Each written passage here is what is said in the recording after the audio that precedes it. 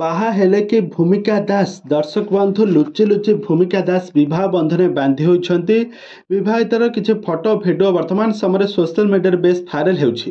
ତେବେ ଦର୍ଶକ ବନ୍ଧୁ ଏ ସମ୍ପର୍କରେ କ'ଣ ରହିଛି ଅଧିକ ଅପଡେଟ୍ ଜାଣିବା ପାଇଁ ହେଲେ ଆପଣମାନେ ଆଜିର ଭିଡ଼ିଓଟିକୁ ପୁରା ଶେଷ ପର୍ଯ୍ୟନ୍ତ ଦେଖନ୍ତୁ।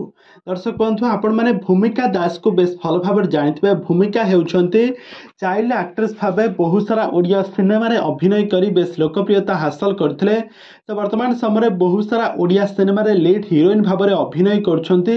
ତାଙ୍କର ଆକ୍ଟିଂକୁ ସାରା ଓଡ଼ିଶାର ଦର୍ଶକମାନେ ବେଶ ପସନ୍ଦ ମଧ୍ୟ କରୁଛନ୍ତି। ତ ବର୍ତ୍ତମାନ ସମୟରେ ସେ ବହୁତ ସାରା ସିନେମାରେ ଲିଡ୍ ହିରୋଇନ୍ରେ ଅଭିନୟ କରୁଛନ୍ତି। ତାଙ୍କର ଆକ୍ଟିଂକୁ ସାରା ଓଡ଼ିଶାର ଦର୍ଶକମାନଙ୍କ ମନରେ ସେ ଗୋଟେ ଅଲଗା ପ୍ରକାର ସ୍ଥାନ ବନେଇ ପାରିବାରେ ସଫଳ ହୋଇଛନ୍ତି ଭୂମିକା। ତେବେ ଭୂମିକାଙ୍କୁ ବର୍ତ୍ତମାନ ସମୟରେ 22 ବର୍ଷ ବୟସ ହୋଇଛି।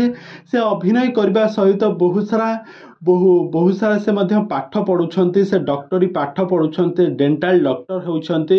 ସେ ଡକ୍ଟରୀ ପାଇଁ ସେ ବର୍ତ୍ତମାନ ସମୟରେ ଅଭିନୟ ଠାରୁ ଟିକେ ଦୂରେଇ ଯାଇଛନ୍ତି। କିନ୍ତୁ ଆଗାମୀ ଦିନମାନଙ୍କରେ ଭୂମିକାଙ୍କୁ ନେଇକି ଆସିବା ପାଇଁ ଯାଉଛି ଗୋଟେ ନୂଆ ଓଡ଼ିଆ ଚଳଚ୍ଚିତ୍ର। ତ ଏହି ଚଳଚ୍ଚିତ୍ର ମାଧ୍ୟମରେ ଭୂମିକା ବିବାହ ବନ୍ଧନରେ ବାନ୍ଧି ହୋଇଥିବାର ଗେଟଅପ୍ରେ, ଫଟୋରେ, ଭିଡ଼ିଓରେ ଏବଂ ସୋସିଆଲ ମିଡ଼ିଆରେ ବେଶ ଭାଇରାଲ ହେଉଛି।